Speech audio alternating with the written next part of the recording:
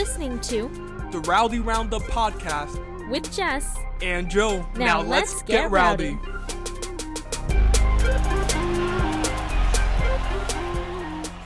Well, it is a sad day for Cowboys fans. The regular season officially over, but this podcast just getting started. I'm here with my co-host, Joseph Hastings, and we have a special guest today, Tennessee Owens. Hello, Tennessee. Welcome. Hello. I appreciate you guys having me.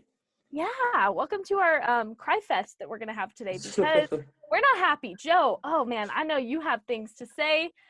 Initial reaction before we get into the game breakdown. Just a quick little thing of how you're feeling after the loss to the New York Giants. I'm so glad that we're doing this 6 hours after the Cowboys lost, because if we did it immediately after that abomination, that ending, I don't know if I would have been able to contain my emotions right now. I'm so upset because the game was within reach, and I know that Washington won, and that pretty much means the Giants-Cowboys game was meaningless, and we actually have a higher draft pick now than we would have if we would have won. But it's so concerning just looking at the future of this team with Mike McCarthy at the helm and all the poor decisions he's made this year, and he just capped it off with yet another terrible decision in that fourth quarter. My initial reaction is I'm ready to move on from Mike McCarthy. Now, unfortunately, that's not going to happen, so I'm sad even more.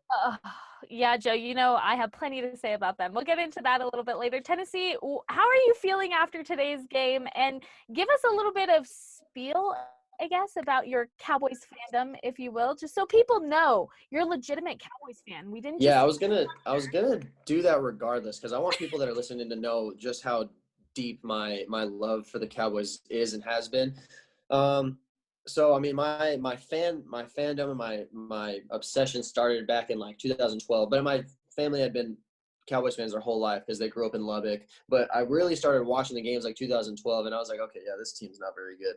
And then I was like, okay, this team is used to mediocrity. But then my parents and my dad told me that they were really good in the 90s, and obviously the big three with Aikman, Emmitt Smith, and Michael Irvin, and all the other teams, the other really good teams prior. But my first real, I was super into it was 2014, and that was the 12-4 year. Obviously, the Dez catch and the Romo injury, kind of middle of the pack. I mean, no one expected it. I mean, people had us finishing last in the division.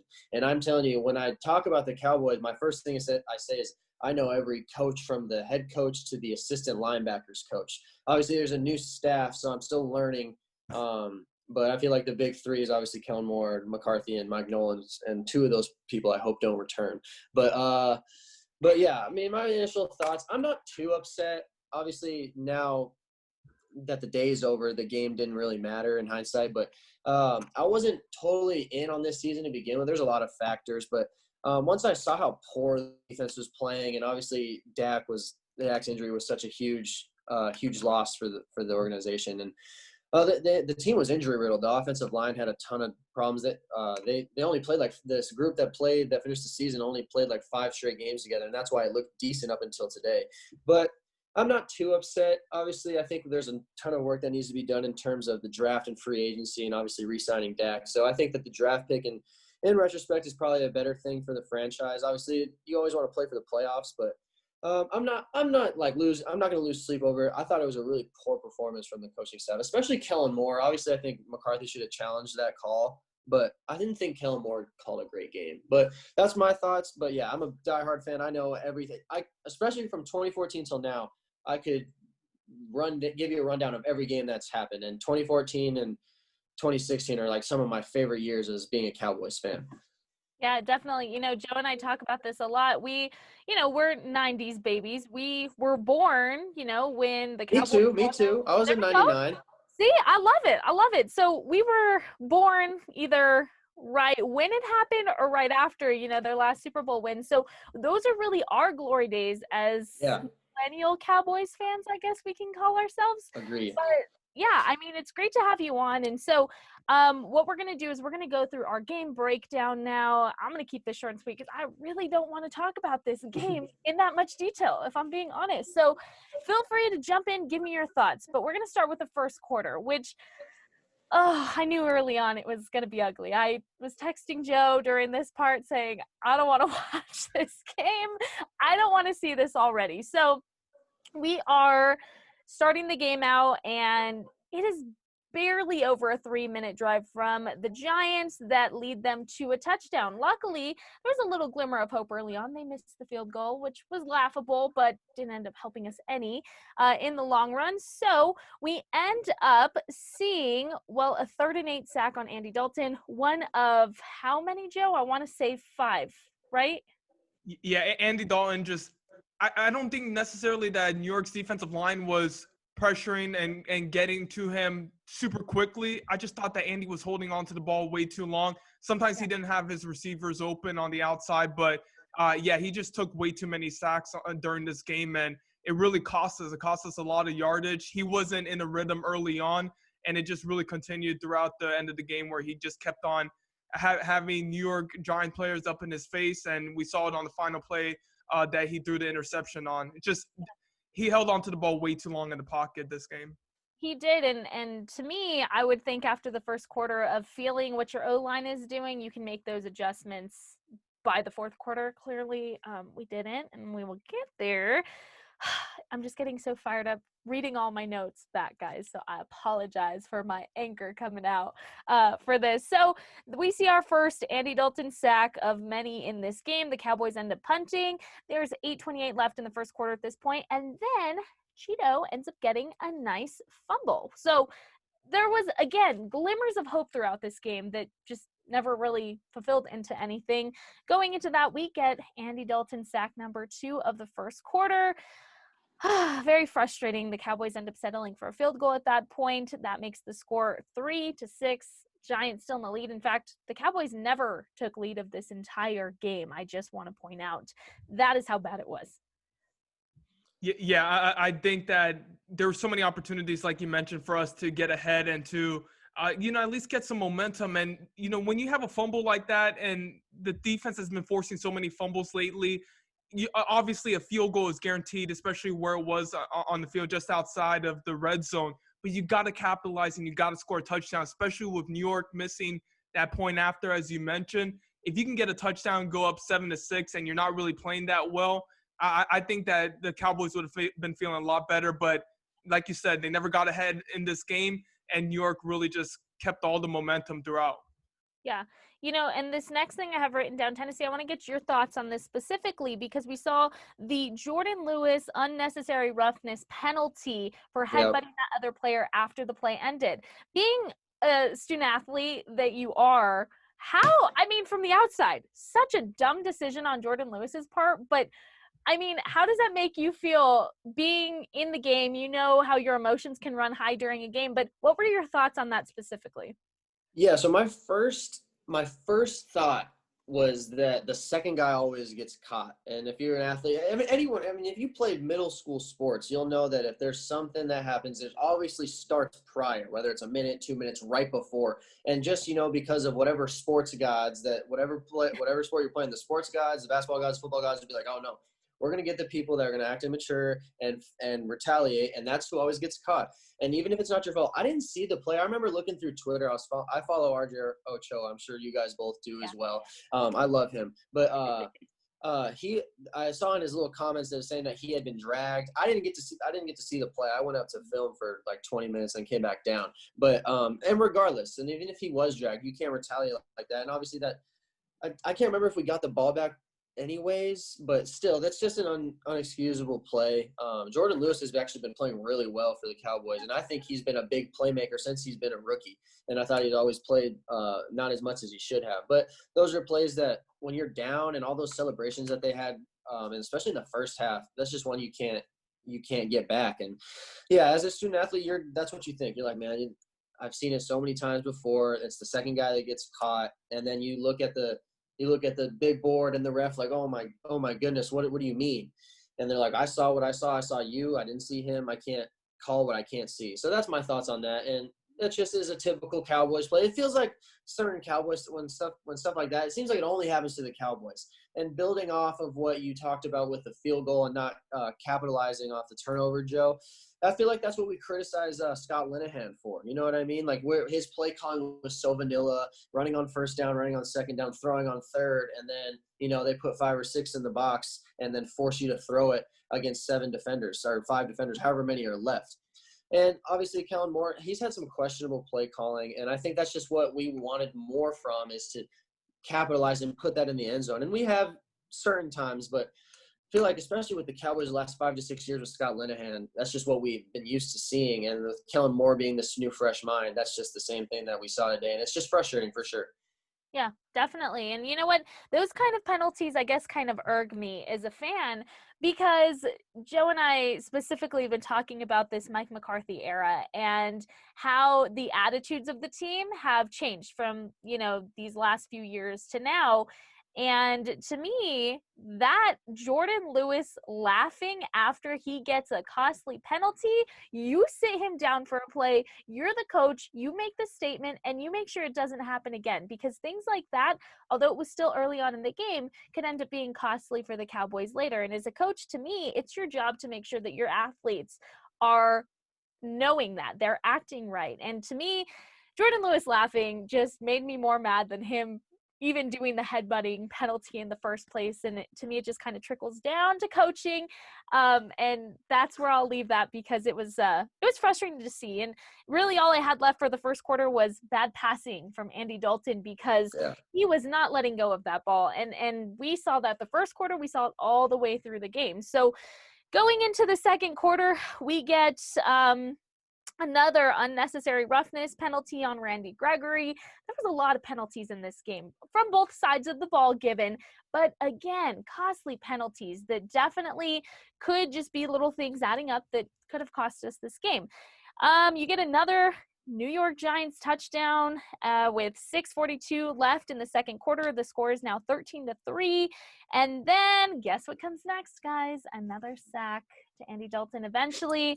We have 2:13 left in the second quarter, and then we see a field goal from us. No shocker there. Greg the Leg coming in clutch like he does. Any Cowboys kicker has that pressure on them to basically win these games when we play like this. So poor Greg Zuerlein had to definitely feel that during this game. And the score is now 6-13. The Giants, we don't get a break, guys, because guess what? The Giants score another touchdown with 45 seconds left in the second quarter, or the first half, I should say, leaving the score 6-20, and the Giants still on top.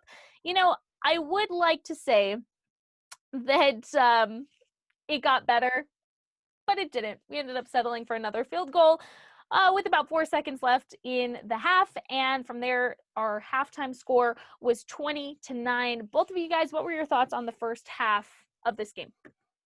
Yeah, so I actually was feeling pretty good about the Cowboys' chances. Weirdly enough, I thought that the 2 touchdowns that the Giants had were a little bit deceiving in a sense because the Giants aren't a team that go down the field in 6 or 7 plays. That just doesn't happen. And our defense typically has done better in the second half of games. We saw that against Philadelphia. They gave up 14 points in the first quarter, 17 points in the first half, but gave up 0 points in the second half. And our defense really stepped up to the plate in the second half, as I thought they would. Unfortunately, the offense did kind of come back to life, but it just wasn't enough to come back in the game, man. Andy Dalton started playing better in the second half. It's just it's so unfortunate that we dug ourselves into that early hole and that our first half isn't as great as our second halves are, because if we played the second half the way we played the first half, we would have won this game pretty easily, in my opinion. I think we would have won by double digits because the defense started to step up to the task. But yeah, that was pretty much my thoughts going into the second half. I felt kind of good about where we were, but at the same time, we dug ourselves such an early hole that it was tough for us to get out of. Yeah. Tennessee, what were your thoughts on the first half? Yeah, I thought going in at what the score was, I thought we were in a good spot considering of how the game had been taking place. So I thought going in at that score, I was like, okay, yeah. I mean, we got the ball at half, correct? Yeah, so I thought, and obviously that turned into a 3-and-out. But, I thought going in thinking we're going to get the ball at half. We had shown we can move it down to at least field goal range for Greg to kick another field goal. But I figured if we could just make some adjustments and try to figure out what would work, that we would have a decent chance to get back in the game. And obviously we did. But yeah, I thought the first half, considering all the mistakes that the defense had made and, the sputtering offense, that we were actually in a pretty good spot. And yeah, like you said, Joe, I thought that the Giants aren't a team that goes down the field. Like, all the analysts were saying they had scored 26 points in the last 3 games combined. And of course they go and hang 23 on this abysmal Cowboys defense. And it just seems like all big plays all start with Jalen Smith, missing a tackle or being – I don't like Jalen Smith. Great person. I took a flight. I was on the same flight as him, Cheeto, and Antoine Woods last year. And I went up to him after he was balling because, he was a Pro Bowler and all that. And I was like, oh, this is awesome. I'm definitely going to say hello. So I said hello. Now I'm not going to say hi if I ever see him. Oh, no. Yeah, and something I do want to point out is – defense started to show up. I can't say the same thing about the offense. In fact, listen to these first half statistics, okay? Andy Dalton had 99 yards passing the first half of this game. Daniel Jones had 150 yards passing with 2 touchdowns, okay? Not only that, we were missing, guess what? Ezekiel Elliott. No shock there that when we lose a game, Zeke is not even close to reaching 100 yards per game, right? So here's the thing. Within the first half, total rushing yards for the entire offense, 36 yards. Embarrassing. Meanwhile, the Giants had 89 yards in the first half rushing alone. To me, just unacceptable that you have 2 great running backs. You have Tony Pollard. You have Ezekiel Elliott. Where were they the first half? Because I didn't see them. And we had said this last week that if Ezekiel Elliott or Tony Pollard, if we didn't see the run game get established, we weren't going to win this game. And typically when Zeke doesn't rush for that over 100-yard mark, we don't see a good game. We don't even see a victory. So, yeah, halftime was frustrating writing down those statistics. And, I thought maybe by the end of the game they would get better, and we'll get there. But going into the third quarter, we did see a pick by Donovan Wilson. That was nice to see him show up today. And then I do see a touchdown to Zeke that made our score 16-20, still not in the lead. New York still in the lead there. And then we're going into about, I want to say 13 minutes left, maybe 12. Can't really read my writing there. I guess I was so mad at that point. And then we see a 36-yard field goal from Dallas. So that kept us at 19-20 at that point.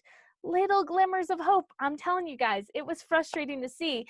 We end up seeing a really good sack by D-Law. Joe, that was your game MVP prediction, and that was a nice sack. However, you do see Jalen Smith doing his swipe, trying to take credit for that. Thoughts on that? I laughed.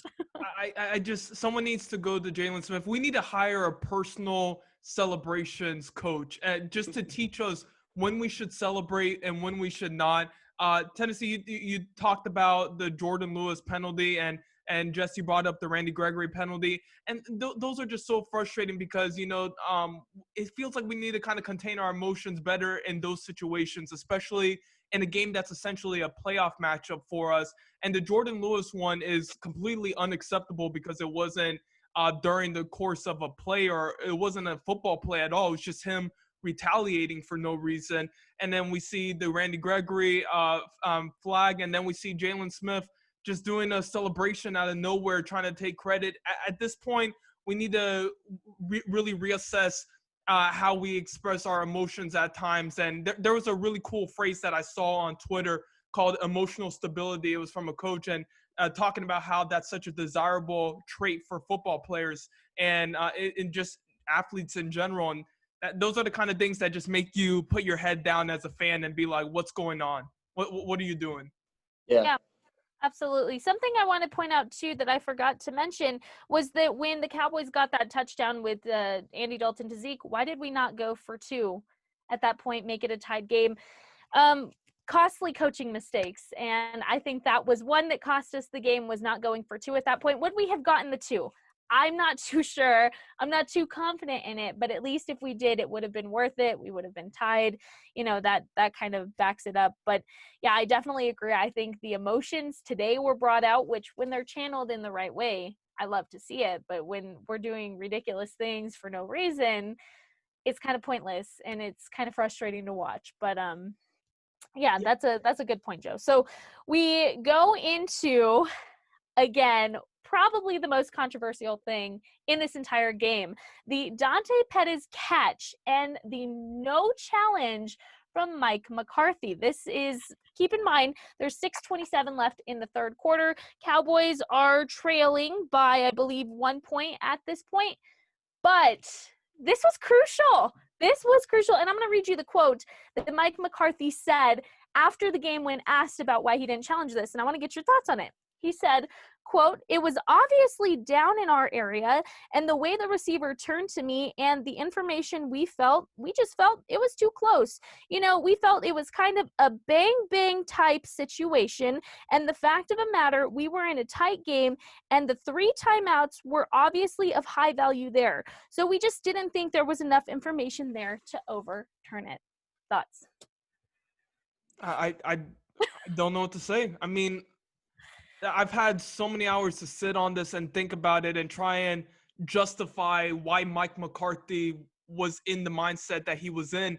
And I can't explain it. This is the same guy who approved a 4th and 10 double reverse a fake punt against Washington on Thanksgiving in our own territory. He talked about that in the quote. And we were only down 4 or 5 points against Washington. This was the same Mike McCarthy who threw a challenge flag when Des Bryant had the non-catch against Green Bay when he was a coach of the Green Bay Packers. So how do you not challenge this one right here? This is a chance for New York to kick a 50-yard field goal versus a 60-yard field goal. And you're talking about saving 3 timeouts. There's 5 minutes left in the game. Come on, Mike McCarthy. It's just been all season. We've had questions about him. He's been aggressive when he shouldn't have been aggressive. He's been conservative when he should have been aggressive. I can't explain it. These are the kind of things that make you not feel confident as a Cowboys fan moving forward, even though I know, look, if you told me before the season Dak was going to be lost, most of the offensive line would have been gone, the defense would have been riddled with injuries throughout, I would have been fine. 6-10 is okay. But it's the play calling that's really disgusted me. It's Kellen Moore, Mike McCarthy, Mike Nolan, all of them have taken turns, musical chairs, being the scapegoat and the deserving scapegoat for the Cowboys this season. I don't even know what to say anymore. I really don't. What was frustrating too was you had Joe Buck and Troy Aikman announcing today, and both of them said that probably would likely have come our way. It was very clear to them, to us. Apparently it wasn't clear enough to Mike McCarthy, but it was pretty clear that was challengeable and that it probably would have gone the Cowboys' way. Also, I have a question. What does bang bang type situation mean? If it's a bang bang type situation, Mike McCarthy, shouldn't you go for it then? If it means the difference between potentially winning this game and losing this game, because that's what I would define it as. But apparently Mike McCarthy and I don't have the same type of definition for what that means, because I don't know what he meant by that. So I'm not sure. I have a lot to unload about Mike McCarthy, and y'all know that. I'm not a fan of his. He really didn't prove a lot to me this season. Pandemic year or not, he doesn't get the excuse, because he came in with a lot of promises to Jerry Jones that ended up being empty. And, ironically enough, Jason Garrett was the one that kept us out of playoff contention this year. So I kind of laughed at that. I felt like he deserved it, and I felt like we deserved it after we played like we did today. So, there was another frustrating moment in the game there. The Giants end up getting a field goal. That leaves the score 23-19. And then, the only one good thing I really saw of Andy Dalton today, and you guys know I'm an Andy Dalton fan, so I'm mad at him, but I still care, but I'm mad. But it was the fake for that first down on the crucial 4th and 1. Yep. Okay, even faked out the camera guy. And as someone who works in media, that's really hard to do. Like, that's your job to look out for those things. And he faked out the camera guy. I loved it. That was great. So then we are going into the 2-minute warning. We really don't see much at that point other than an Andy Dalton interception in the end zone, which sealed the deal for the Giants. 23-19 ahead of a possible fumble that wasn't a fumble. And apparently NFL officiating's definition of a fumble and recovery and all of that is just different from everybody else's, because the guy's doing the splits on top of the ball. How is that possession of the ball? I'm lost, but I'm done with it. And that's how we ended our game. Of course, in the most heartbreaking way, right? It's typical for Cowboys fans to, and this is something that we should have expected, really, because we've seen, and I mentioned it before when we were talking in our pre-podcast discussion, from 2011, 2013, we took turns losing to New York in 2011, Washington in 2012, and Philly in 2013 with a chance to win the division. And this was exactly the same case for me. This brought it all back full circle, gave me shades of Jason Garrett. And Mike McCarthy's lucky. He's getting a pass this year from the Jones and from several people in media, just because of the pandemic year, as you mentioned, Jess, Dak being hurt, all the injuries that they dealt with. But there are just inexcusable things that I saw that do not give me faith in him. And we're seeing Aaron Rodgers succeed right now. Mike McCarthy was holding him back, and he seems to be holding back this Dallas Cowboys team. I'm usually someone who wants to be optimistic about the future. I predict we'll win a Super Bowl every single offseason. That's just wired in my brain, but I can't do that in 2021. There was nothing this season that gave me any confidence in Mike McCarthy. Nothing. Yeah, I agree.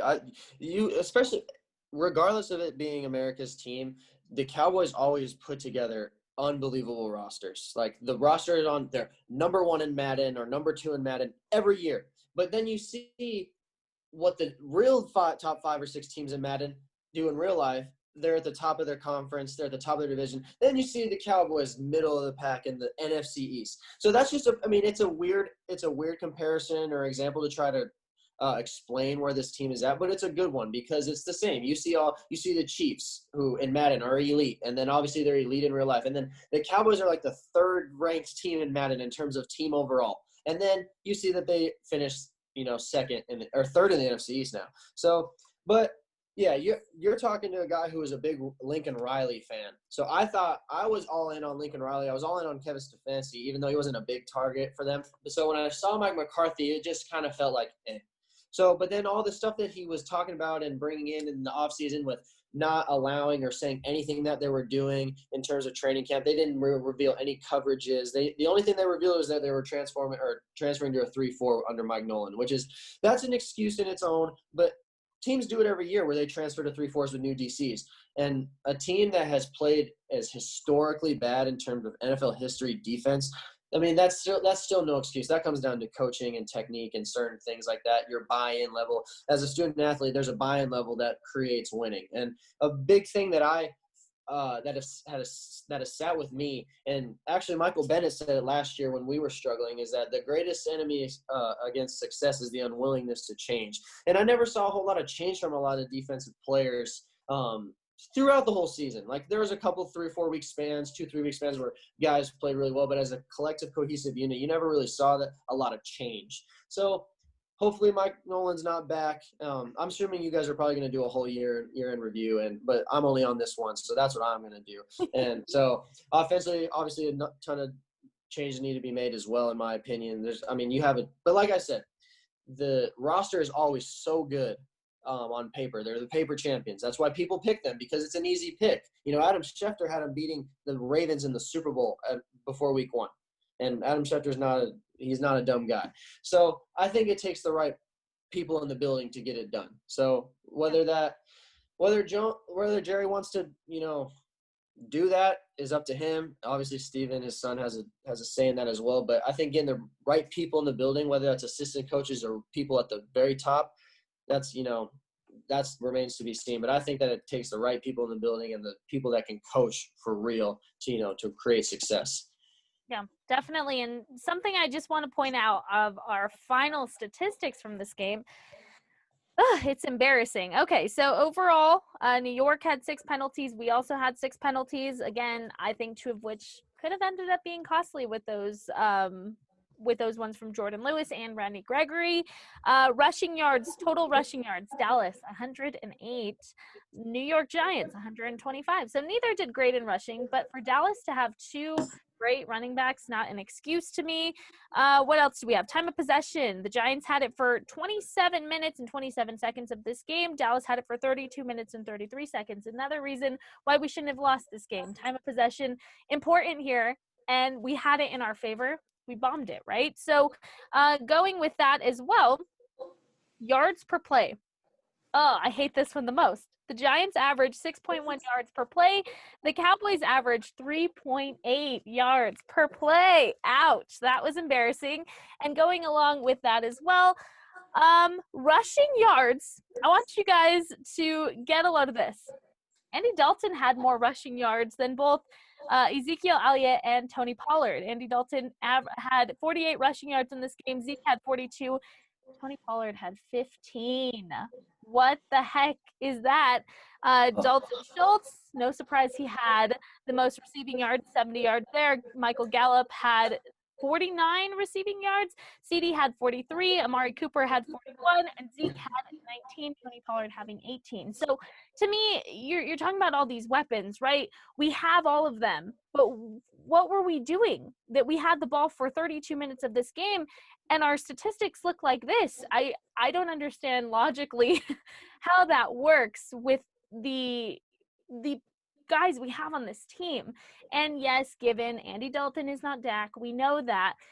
But given how he's played these last 3 weeks, I don't understand what was going on with him. He had $1 million on the line, by the way. Had he won this game, he would have gotten that $1 million bonus. So I would expect him to play a little bit better considering there was $1 million on the line for him. Yep. So it was frustrating to see. So I really don't have a game MVP for this game. I will give it to Greg the Leg simply because he scored most of our points for us for this game, and he kept the score from being a little less embarrassing than it was. So I'll give it to Greg the Leg because that's really the only person that I'm not mad at after the end of this game. I'm a big Dalton Schultz guy. I don't know about you guys, but I love Dalton Schultz. He came in and he's been like, he's been in the organization for a few years now, and he would catch a pass every other week, every 3 or 4 weeks.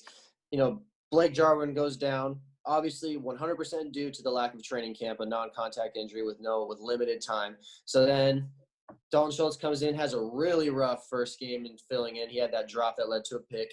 And he had a couple drops in that game as well. And didn't seem like he had his footing. Then he comes back and he has over 60 catches this year. And he's up there in the top 5 or 6 in terms of receptions and tight ends. The only reason I know that's because I follow these stat Instagram pages and he's always up there. Because there's not a lot of Cowboys in those lists these days. And then I see Dalton Schultz is one. He's a serviceable second tight end. So, and I think it's going to, for tight ends, especially because of how big they are, the ACL injuries are, a lot worse compared to a different position. So I don't know, maybe Kyle Pitts in the draft is pretty good looking at our range. We could have a loaded tight end room, but I would give my player of the game to Dalton Schultz just because I think he's a gangster. He did play a great game. Joe, who's your game MVP? I would like to give it to Mike McCarthy because he did exactly what he said what he wanted to do. He threw this game. He honest. There is no way that I can explain this other than the fact that he wanted to lose this game and he didn't want to prepare for a postseason matchup against Tampa Bay and get embarrassed at home. It was inexcusable. I will never. This is gonna haunt me for the next few months, even though this game was essentially meaningless in the end because of Washington winning. But I will never understand why he refused to challenge that play. With the pass to Pettis, that was not a pass, the ground assisted, the catch, and he was so willing to challenge the Dez Bryant one 6 years ago. Something has changed with him as a coach since that time. He just hasn't been the same guy over these past 5 years, and we're stuck in a terrible spot. as Cowboys fans. This is beyond bad. And, there's a quote by Stephen A. Smith where he said, "We've been hoodwinked, bamboozled, led astray, run amok, and flat out deceived." And that's what Mike McCarthy did with us right here. The press conference wherein, he admitted that he didn't watch every single Dallas Cowboys game like he had previously told Jerry Jones. He talked about how he said the Dez Bryant catch was ruled a catch on the field when asked by a reporter if it was a catch or not. He has not seemed like he's bought all into being a Dallas Cowboys head coach. Jason Garrett had more passion as a Cowboys head coach. Bill Parcells. These are the guys that, even Wade Phillips. These are guys that I'm used to. And I'm used to watching as a Cowboys fan and them being invested in the success of this team. And Mike McCarthy hasn't. He's my game MVP because he did what he wanted to do. He threw this game. That's all I can say. I actually wanted to. Oh, sorry. No, you're good. I'm just saying that's fair. Tennessee, like what you were talking about, Joe. You were saying that how all the stuff that he talked about, when he got the job. And another thing he said, which actually was true, is that he had an entire staff of coaches not with jobs as well. And he did his whole thing where he pretended to have a team. So I was like, okay, this guy's definitely prepared. Sometimes things don't work out for people in their final years at their old spot, and then they go to greener pastures and have great success. You see that all over the place in all sports. So I thought maybe he seems a little bit of a hire, but then I was like, okay, he watched all these games. He said he made sure to watch because they're always on TV. So that's a believable one that's pretty it's gullible by us, but easy to believe considering how often the Cowboys are on TV and every single week. But then he said he had this entire staff. I was like, okay, he might know what he's doing. And so, and the thing with this fans that you're talking, or with Stephen A. Smith, is he always says that he has no problem with the team or the organization. It's the fan base. Well, the fan base is always saying that they're good because the beat writers and Jerry Jones and the coaches are saying they're going to be elite every year. So we believe it because why wouldn't we? You know what I mean? They do a really good job of selling that we're going to be good. I thought this team was going to go like 12-4, 13-3, 11-5, something in that range. Because with all the new stuff they were talking about and the culture change, I was like, okay, regardless of this pandemic, they seem to be ready to go. And all this talk about the defense, especially the defensive line. Obviously, Joe McCoy got hurt. Dontari Poe was not very good. And we got Randy Gregory late. But we were told that the defense had a better training camp than the offense did. So I was like, okay, we're going to be fine.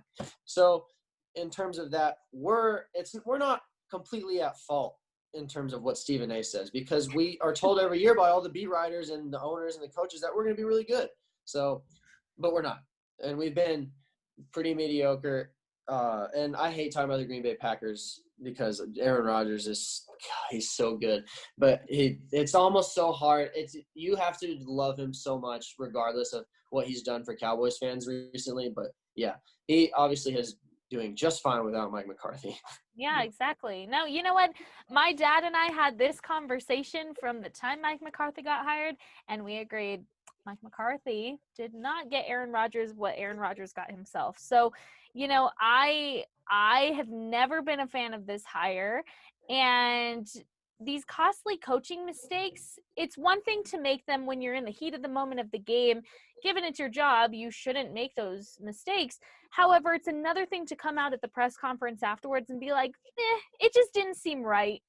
To me, that's the attitude your players have. And that's why you have Jordan Lewis laughing after a costly, flag, or you have Xavier Woods, being Xavier Woods, or you have Jalen Smith not knowing your primetime game got flexed. That's why you have all these attitude issues within the team. And that's why they're not acting cohesively. It all stems from how the coach is acting.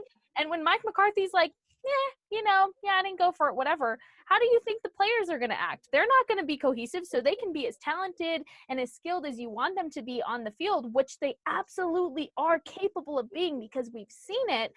But when you have somebody from the very top in that locker room, not, and I hate to say it, not clapping for you,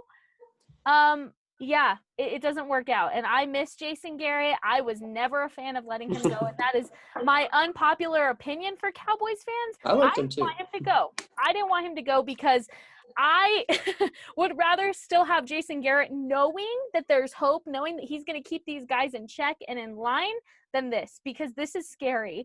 And if the Jones family can't see that, that's almost even worse because they're not going to get rid of Mike McCarthy right away. We know that. However, we will see 3 more years with Kellen Moore. He did sign that 3-year extension, so he's sticking around for 3 years. I don't mind it. I'm not a fan of it, but we can't. I think he's capable of doing better with a better head coach. Again, he's only going to do so much as long as Mike McCarthy's around. Mike Nolan, he needs to go. I don't want to see that guy anymore in a Cowboys Cowboys coaching staff uniform. I'll say, get him out of here. No. To me, I've had beef with Mike McCarthy all season. This game and the mentality of it just sealed the deal. And, I had talked about this in one of the previous episodes. Because they're wearing their masks on the sideline, you can't really read their facial expressions. Obviously, I would have liked to have been able to see that side of Mike McCarthy a little bit more because I like to give him the benefit of the doubt. Maybe his mask is covering up what he's actually saying or what he's feeling. But no, when he goes into the press conference like that with that meh, it's fine. I made the right call. I'm not going to own any accountability for this mistake attitude. I don't believe it. I believe what we're seeing with the mask is the same thing we're going to see without it, and that's no emotion, no expression, no passion for this game. So, Yep.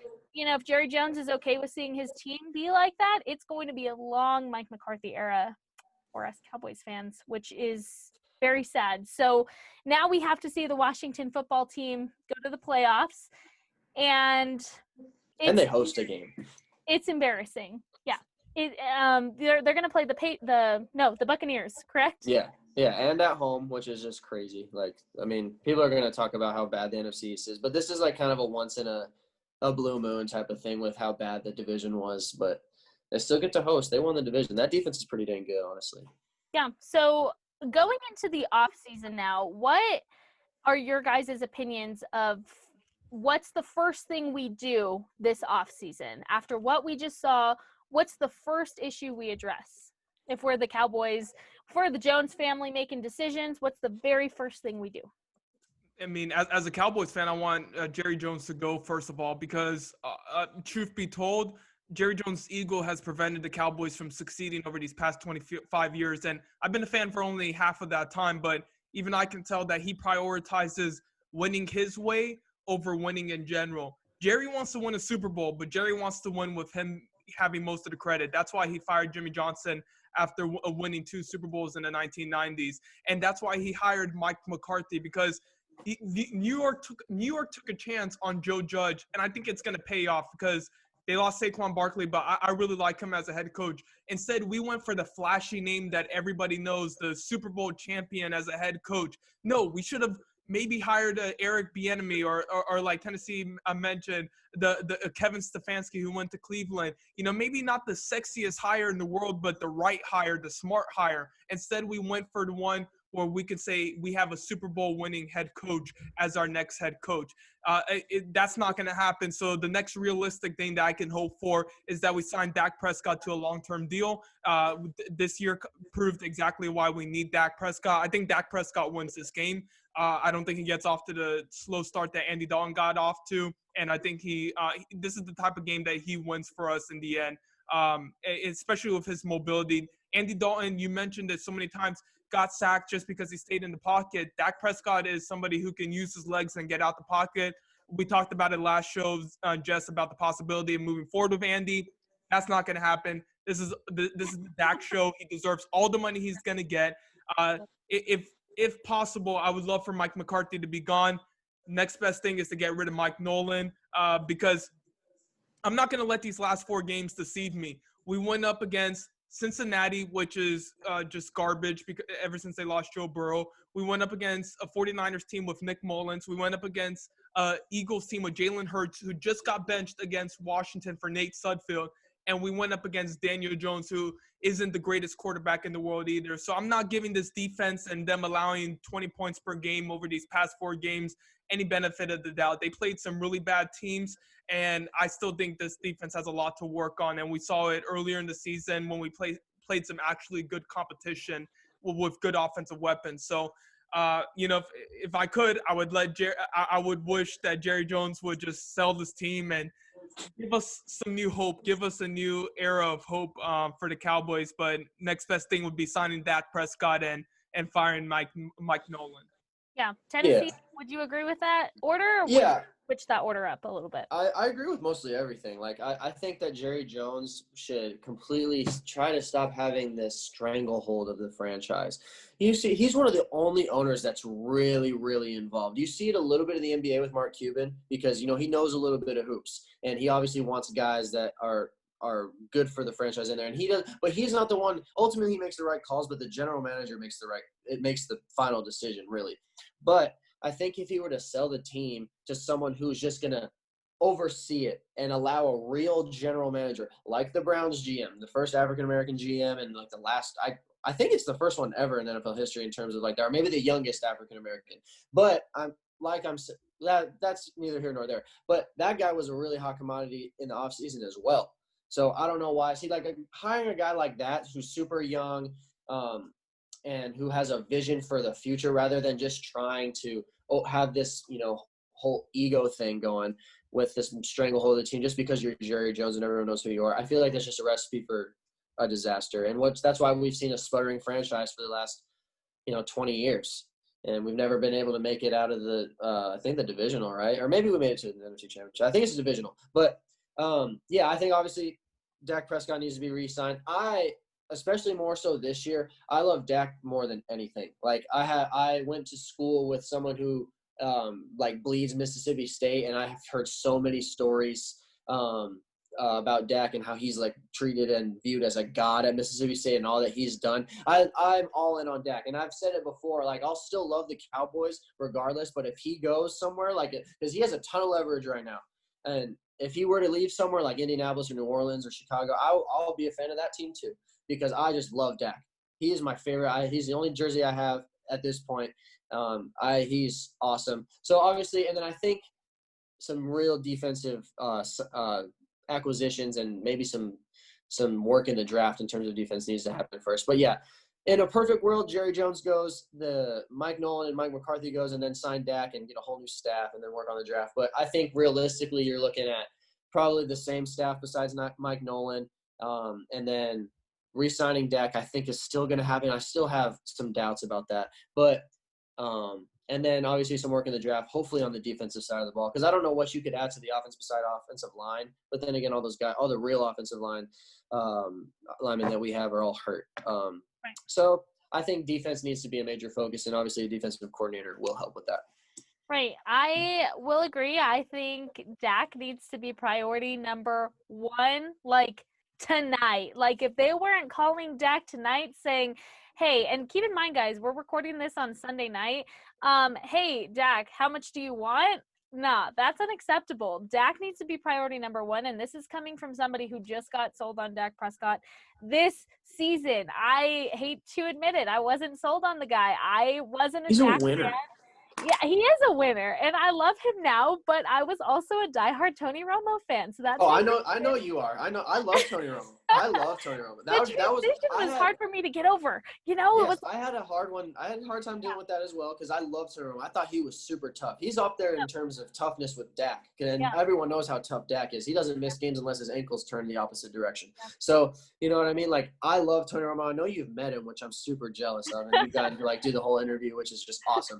But I loved that era. That was my favorite year besides 2016 was 2014. Now I was big time DeMarco Murray fan until he left. Now I don't like him anymore. And then I will always love Des Bryant.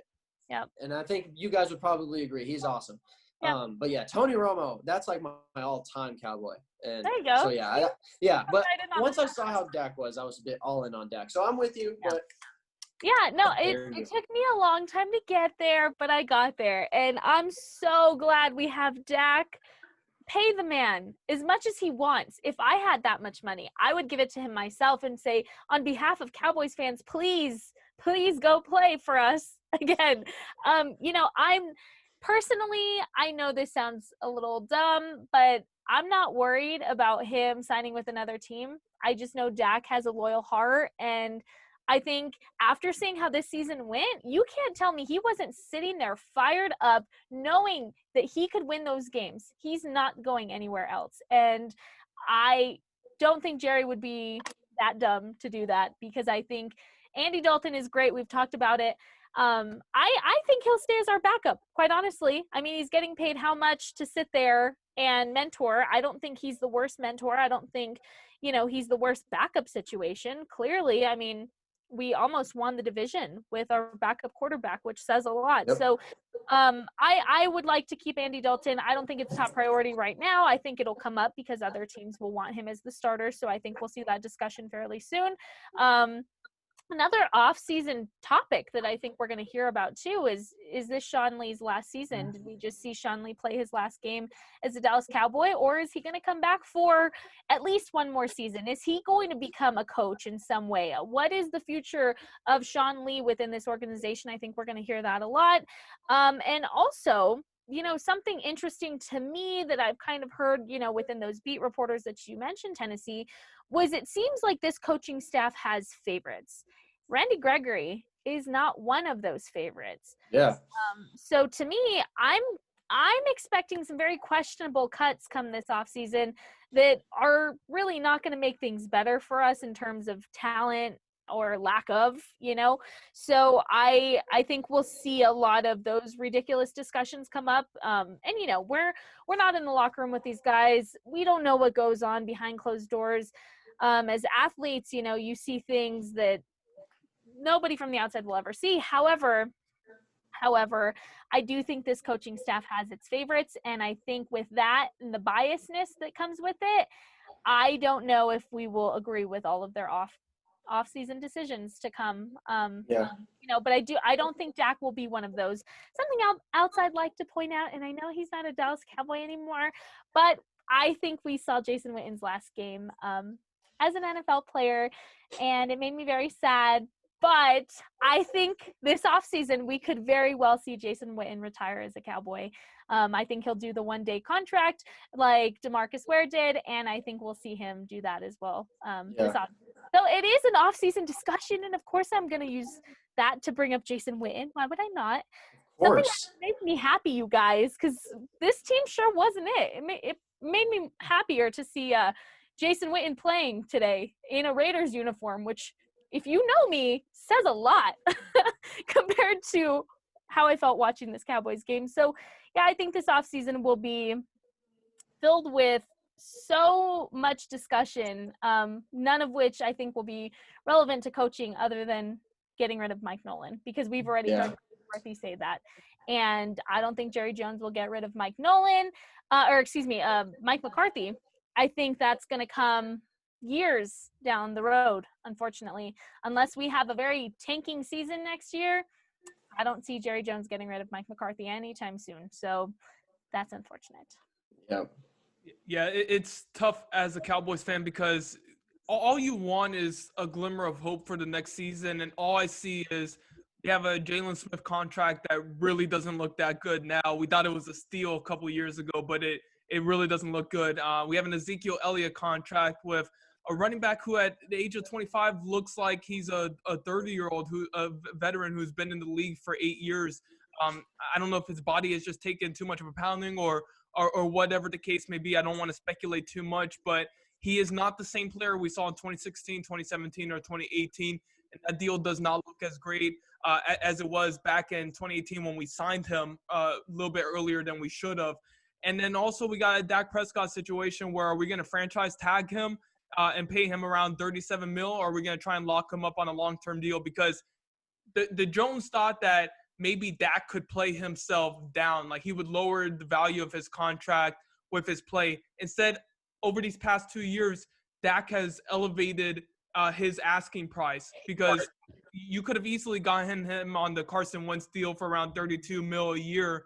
Now you're looking at nearly $40 million a year because he's shown how much value he provides to this franchise.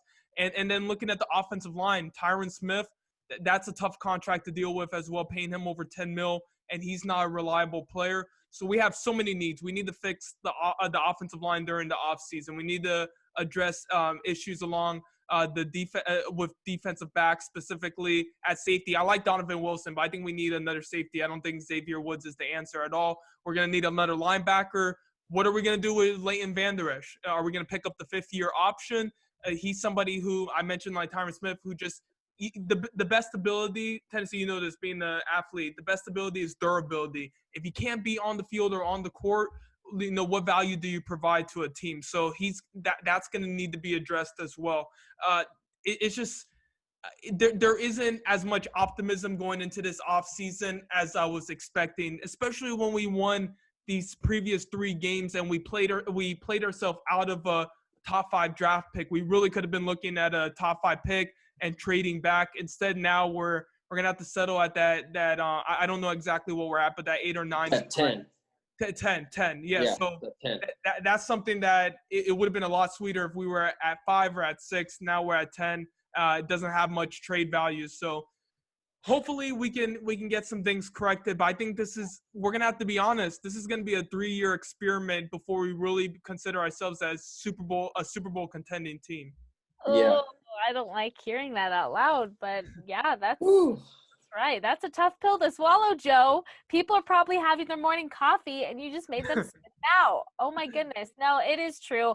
And we knew, getting rid of Jason Garrett after so long, it was going to be an adjustment period for the Cowboys. However, we were filled with empty promises from the beginning. So we didn't think this adjustment period was going to be this painful and this hard to swallow because, at the end of the day, I don't see Mike McCarthy being our guy, and I'm not sold on him. So as a complete outsider Cowboys fan, who takes notes during the game and looks for these little things because I have a reporter's eye to look on the sideline and look for these things, how is Jerry Jones not seeing it? I'm seeing it. Everyone on the Zoom call seeing it. The majority of your fan base is seeing it. How?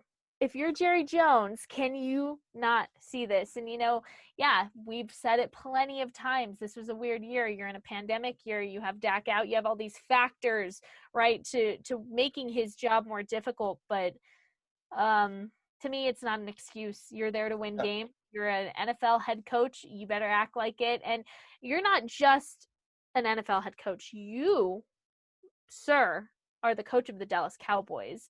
That name is built on traditions and expectations and these standards that if you're not ready to meet them, why would you take the job? So it's frustrating to watch. And like I said, I just don't see it getting any better during the off season. A happy day when we sign Dak, because it's going to happen. We are going to sign Dak and pay that man.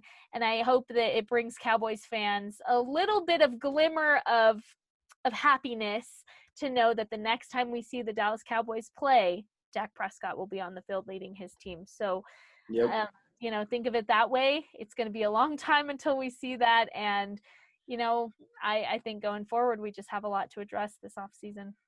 Yeah, I agree. I think also, might add, this team actually handled COVID really well. Besides Andy Dalton, you never saw a real legitimate contributor have to sit out. Darian Thompson had COVID this week, but he had already been taken out of the starting lineup by Donovan Wilson, who I think is a stud. I love Donovan Wilson. I don't care if it's preseason or not. He led the entire NFL in the preseason with 3 interceptions in 3 games. He only played 3 games so I don't know why we didn't play him earlier. It just shows it's another example of the favorites thing, maybe, of how we view talent. And he always talks about players over the system. That's what he talked about the entire year. But it just seems like we never played the right players. It took Neville Gallimore a long time before he got a lot of reps. Dorrance Armstrong as well. And obviously the 3-4 didn't help. But I'm just saying, this team handled COVID really, really well. And I think, like you said, I think Jason Garrett wins at least 2 of those games. I think Dak wins maybe 3 or 4 on his own. And I was an advocate for change. I thought change was necessary, even though I really liked Jason Garrett. I thought he was a great locker room guy. Everyone always talked about he always had his players ready to go for the most part, and everyone always swore by him. They loved Jason Garrett in terms of the person he was and the motivator. But I just think that even though it was necessary, I know for a fact Jason Garrett would probably be coaching next week in a playoff game for the Dallas Cowboys if you're still the head coach. And I'm sitting here saying I thought it was necessary to let him go. And can I just say about Mike McCarthy, this was a guy who for 13 seasons had Brett Favre and Aaron Rodgers. These are 2 Hall of Fame quarterbacks, 2 the top 15 quarterbacks in NFL history. and 13 seasons you win 10 playoff games, you win 1 Super Bowl. Like, how are we supposed to? This was something that I thought Jerry Jones should have evaluated, beforehand. Is looking at Mike McCarthy, he didn't necessarily have the success with Aaron Rodgers and Brett Favre that one would expect from a tier coach, which is what you are searching for to replace a Jason Garrett. Because if you're going to fire Jason Garrett, who's well liked in the locker room, well respected by Dak Prescott loves Jason Garrett. If you're going to replace Jason Garrett, you have to get somebody who you deem to be a serviceable upgrade. Like, he has to take him up to another level. And Mike McCarthy just he wasn't that coach. He had me fooled. I'll be honest. He did that Peter King documentary where he talked about, like Tennessee said, having a coaching staff and they would pretty much simulate a season and all the stuff that he did. He had me fooled, and I regret that. I'm gonna be on my deathbed thinking I wasted an hour watching Mike McCarthy talk to Peter King and just feed me rubbish the whole time. So I'm sad that I can't get that hour back in my life. But no, Mike McCarthy is not the answer, and it's hard for me to admit that because I wanted this offseason to be like, okay, we have a Super Bowl winning head coach who will get us on the right track. I don't see it. I don't see it in him. Yeah, and you know what? Going back to the Jason Garrett discussion, I've always been a Jason Garrett fan, and I gave him plenty of stuff for clapping on the sideline, but you know what? He also made things happen. He, whether we were winning games or not, never once did I ever see this team play like this, right? And when I say that, I mean the attitude, the mentality that comes with these players. Jason Garrett had a way of talking to his team that just captivated them and made them want to play to win for him as well. And somebody very similar, I think, in terms of the motivation side of it, I was listening after Sunday Night Football about how they were talking of Ron Rivera. And to me, they won this division because of their coach, because of the mentality that he instills within his players. And I don't know if you guys heard that post-game interview, but Tracy was talking about how she asked the players, what got you to this point? And they all had the same answer. And it was like 3 specific words. And I don't remember off the top of my head what it was, but it was like consistency or something like that. Just 3 words that they all said in the same order. That comes from coaching, and that comes from a good coach, and I will say having the Washington football team, for me, Joe, you're not going to agree with this, was the lesser of the 3 evils to win this division, simply because it was a great comeback story for them. I know they're not going to make it past the Bucks. It's no harm, no foul in terms of that, because would we have rather ended it this week or end it next week and embarrass ourselves against the Bucks? Because I think if we played like we played today against the Bucks, ouch, that would have been more painful to watch. I would have taken that. I really would have, because now Mike McCarthy may try to sell Jerry Jones on, hey, these last 4 games the defense really stepped up even though they were playing terrible competition. Look what we were able to do. If you put them in a playoff game against Tom Brady, Tom Brady would have dropped over 40 on them, and then you would have no choice but to fire Mike Nolan.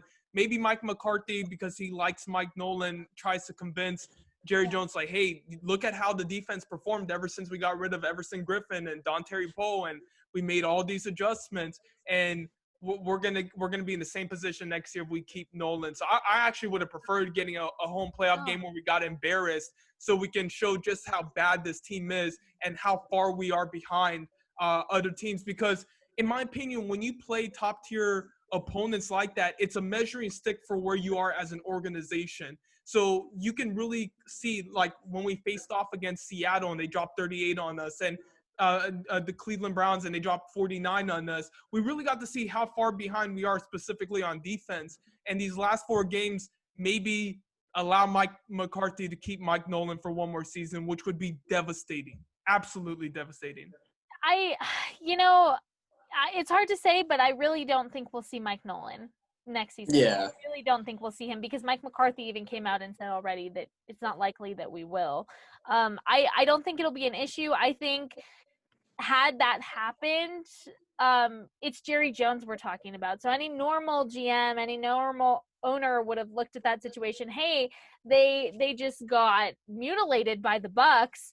Let's blame the coach. Jerry Jones doesn't think like that. You have to remember, Jerry Jones is going to see it as, oh, well, who's the easy scapegoat? Let me ask Mike McCarthy. Who does he think? And then, Mike McCarthy would have thrown it on one of the players or something, because he couldn't even take responsibility for not throwing that challenge flag tonight. So who's to say that had we gone on, something like that wouldn't have happened again.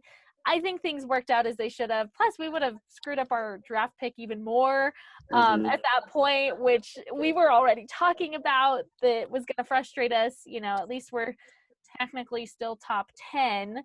But yeah, I don't think we'll see Mike Nolan. And if we do, oh, that was poor guys on the defense. I feel so bad.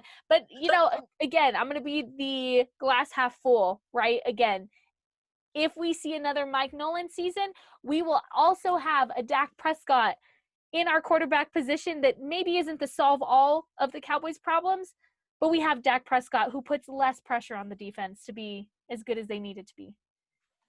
Agreed. For sure. I agree. Oh. He was also just a big name. Like, I was looking it up while you guys were talking. Like you said, like Jerry Jones went with Mike McCarthy, a really big name. You said maybe let's not go with the sexiest hire. Let's go with someone who's a worker.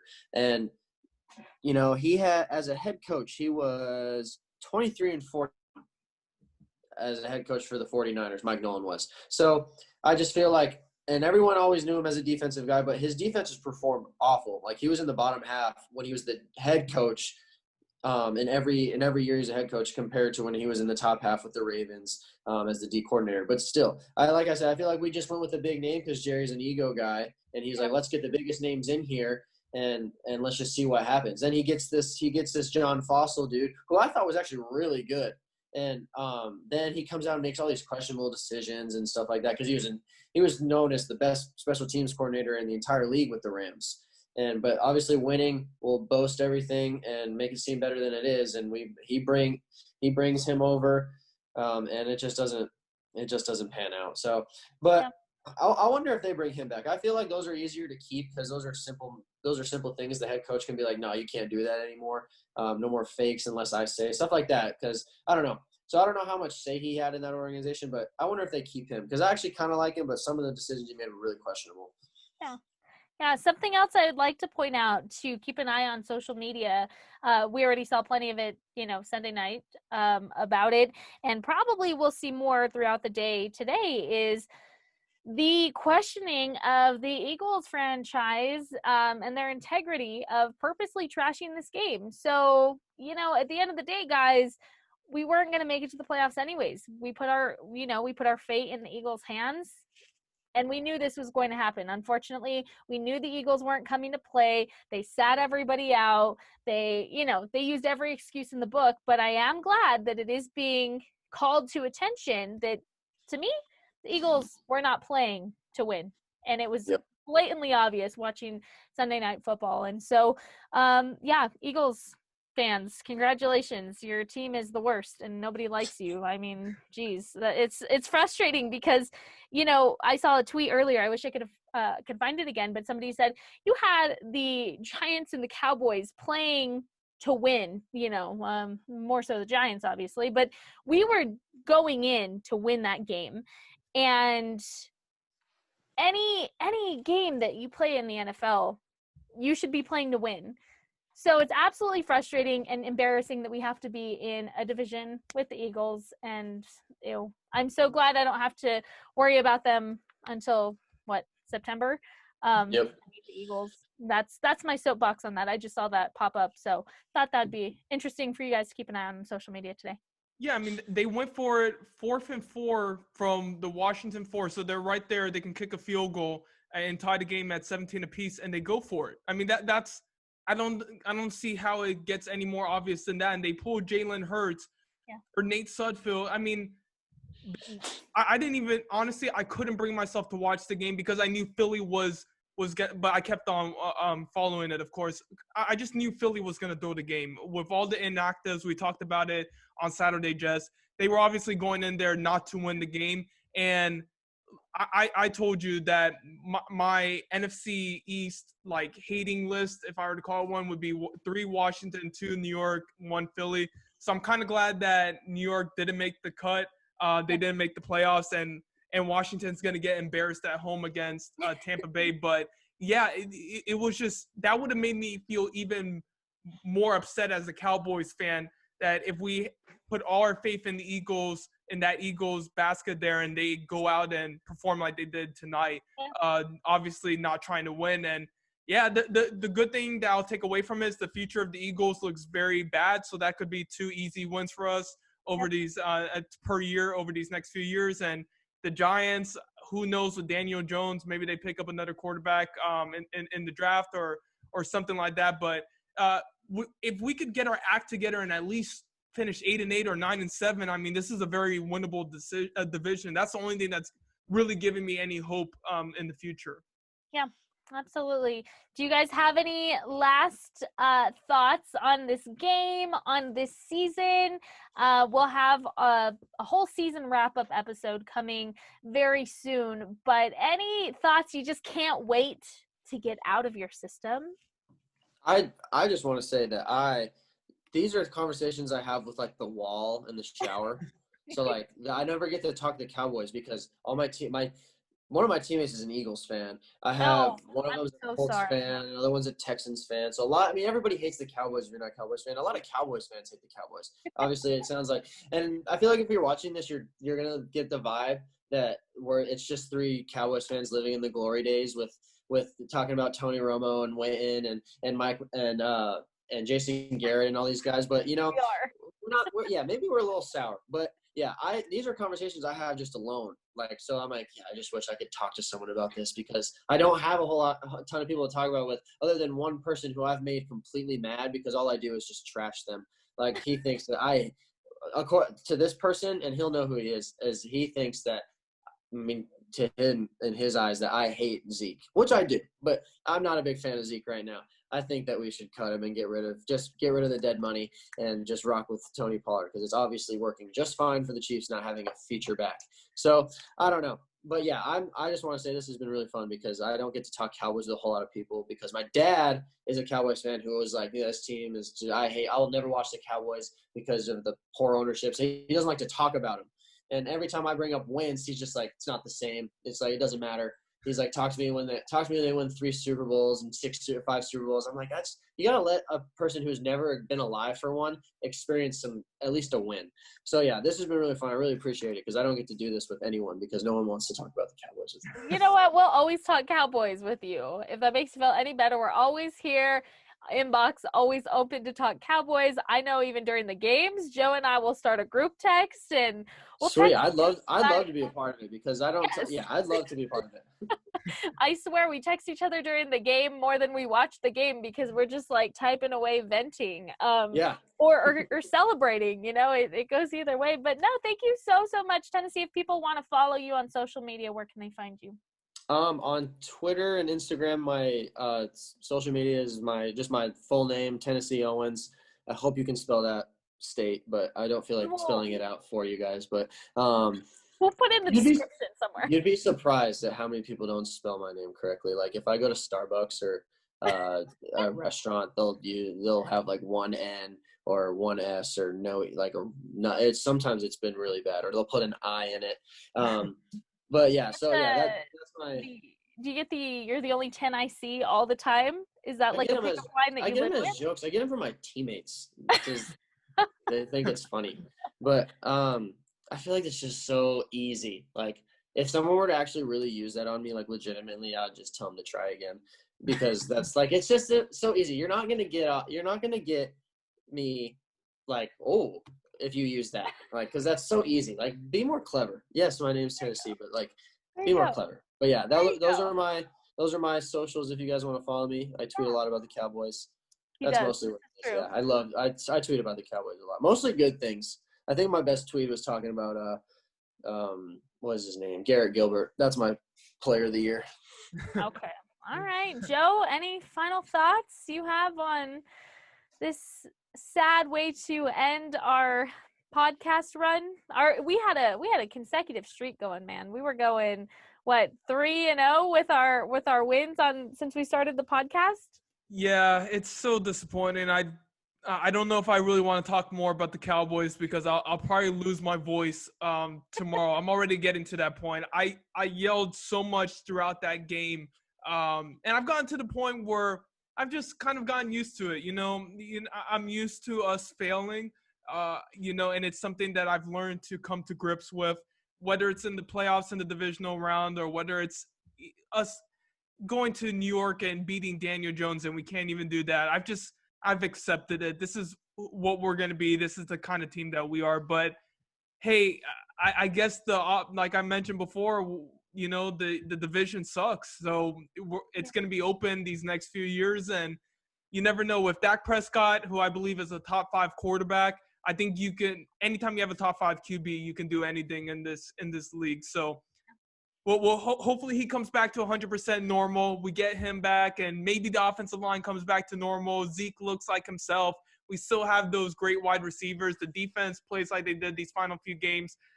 That's going to be my optimistic yet unrealistic outlook. So it was great doing this past 4 games of the podcast with you, Jess. And, hopefully next season we'll have a full one and we'll be in the playoffs next time around.